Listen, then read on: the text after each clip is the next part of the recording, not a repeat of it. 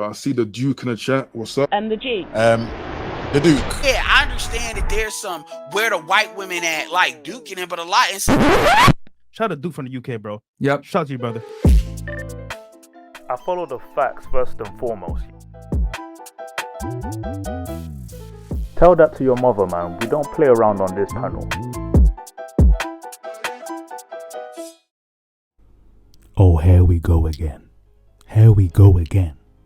In the manosphere, the Duke has to come out of his hiatus to address this situation.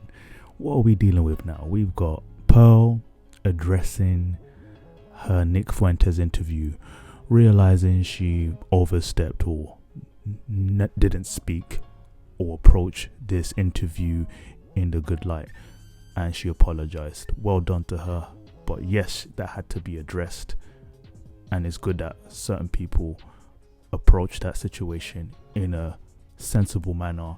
Great interview with Obsidian and the few panelists on that show.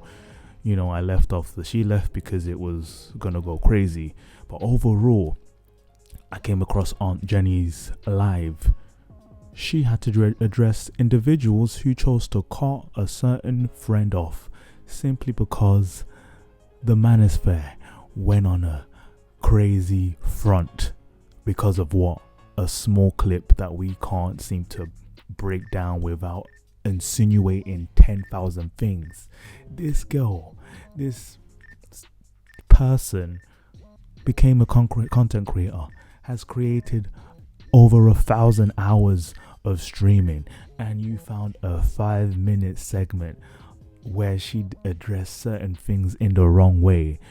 It's good to confront that, yes, because I do not agree with how she approached the conversation, but it was necessary to bring it up, and she responded the way I expected her to. She's not a fool. She knows that she should have filtered the conversation differently, and guess what? Even within the manosphere, we may agree with her too, simply based on certain topics, but it doesn't mean we have to appease everyone. But overall, she had to address it and apologize. Good. But then you have individuals who worked with her just a few days beforehand, Melanie King and MTR, and both decided, because the community put pressure on their neck, to cut her off. No explanation, no interaction, on live stream to let us know how they really felt in front of her face. They just chose to cut her off just like that. That's cool. I expected that from Melanie King. She's a woman. Not much, to come from that. Emotional actions, fine. But MTR, this is a pattern I have noticed from him specifically. When the manosphere was on the heat by the mainstream and the blue pill space of YouTube, he decided, I no longer want to be part of the red pill. I retire from the manosphere. Remember that? Those of you who know him remember that. Because he was running scared. Of what? He's still here. Does he feel he might get cancelled for saying what? If you know your sponsors will not appreciate what you talk about, then you retire from your narrative entirely. But now you want to play charades and you're still here. You haven't left. You did the same thing with Fresh and Fit. They planned to have you as a guest. You chose not to attend. That's on you. That's cool. You can make that choice. Now you've worked with someone several months. For several months, this girl came to your show in America. And then again, you attended her show in London. You've featured in different things with her. And you've decided from a 5-minute clip within a few days to cut her off. You're not a serious person. You're a charlatan. And you will be addressed. You'll be dealt with. Everyone is watching you. Your fans may keep you in a bubble because they all seem to agree with you, but the people in the general manosphere or Negro manosphere, guess what, guys?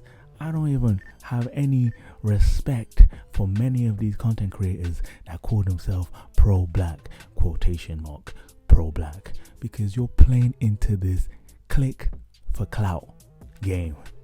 You collaborate when you need to, and when someone steps across with a certain opinion, now you want to fall back and scream and shout. Spineless group of men. Not everyone's like that in this space, understandably.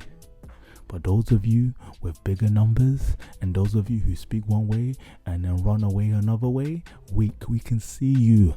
We are witnessing it in 4K. And people are calling you out one by one. Hafiz was dealt with. 500,000 subs. Look at him now. You're next, bro. You know, I appreciate your content. Sometimes it was entertaining. Not really my piece of cake because you talk a lot, babble, you know. But, you know, you provide something for many in your audience. So I don't really subscribe to your content. But I've seen you around and I respect your hustle. But then I see the games you play.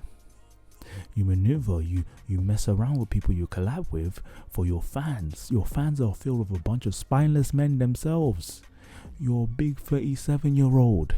When I first saw you, I thought you were maybe fragile, young, you know, early 20s guy just trying to figure out the world. But you're still struggling at your big age. You struggle with a weak mindset. You run. Peer pressure. People over a chat, a comment section.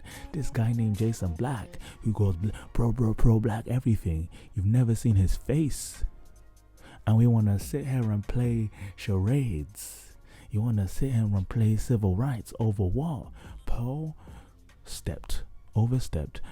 Obsidian discussed it on his show, and we realized that actually she may have said some things that might have come across inflammatory, and she didn't do a research on that guy Nick Fuentes, and she was able to take accountability. Good on her. But of course she deserved scrutiny. But instead of doing that yourself, you run, you cut ties, waste of months of collaborating in good rapport, accommodating you in London, and you just cut her off. You're not serious, man. And I hope your viewers, your audience witness that.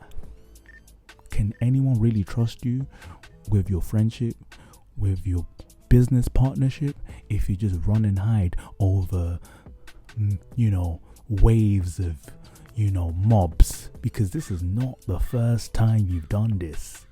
And I'm calling it out. If no one else wants to, I'm calling it out. I don't care about your numbers. I'm a very, very small YouTuber. This channel doesn't have much, but we are observing, and I'm very outspoken. And you will be caught out for it. Your audience will notice it too. Again, thank you all for tuning in. I know I'm not the only one who noticed it. Auntie Jenny on her live stream just did that today while I posted this. We're calling out the charlatans, the fame you've, you know, gathered. It's just this bunch of clicks, bro. You're creating content. You're not a thought leader. I've heard people use that phrase, thought leader. Like, what are you providing? Entertainment? Relax. You're not MLK. You're not Malcolm X. Why are you running scared? Come on. They want to be pro-black this, pro-black that. Pro-black what? In 2023? What are you really fighting for? Brothers, what are you really fighting for? The government for reparations in the USA? The rest of us in the diaspora can't get involved in that. That's cool.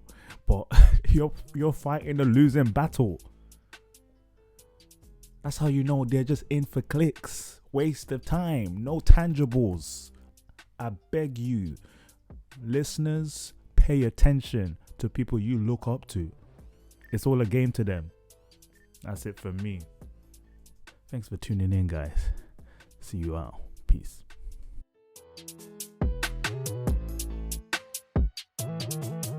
But I see the Duke in the chat. What's up? The G. The Duke. Yeah, I understand that there's some where the white women at, like Duke and them, but a lot. Shout out to Duke from the UK, bro. Yep. Shout out to you, brother.